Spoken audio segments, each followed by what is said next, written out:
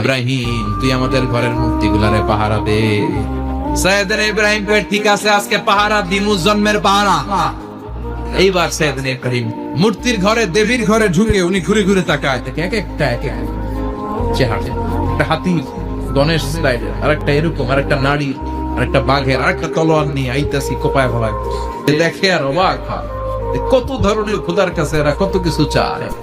আর যে দেখে প্রত্যেকটার সামনে খাবার দেয়া, খায় না কেন? সাইয়েদনা ইব্রাহিম ভাবলেন, মনে হয় নাগাল পাই না, আমি একটু তুল্লা ধরি। উনি রসমলাইয়ের বাটিটা নিয়ে, যেটা হা করে আছে ওইটার সামনে যায়, কয় খা। এই যে কষ্ট করে উড়াইলি, মুখের সামনে দিলাম, খাবি না কেন? কথা বল। খায়ও না, কথাও কয় না, এখন বাকি আছে তুই যা।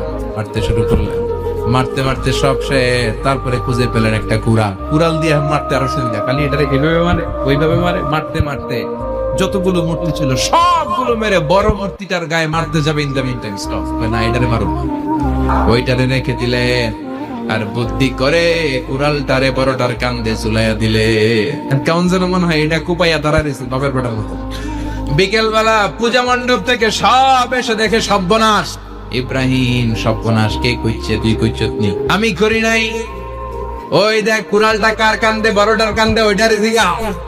সবাই বলে, ইব্রাহিম তুমি কি জানো না এগুলো কথা বলে না? সাইয়েদনা ইব্রাহিম বলে যে এটা কথা কয় না, ওইটার পূজা করস কে?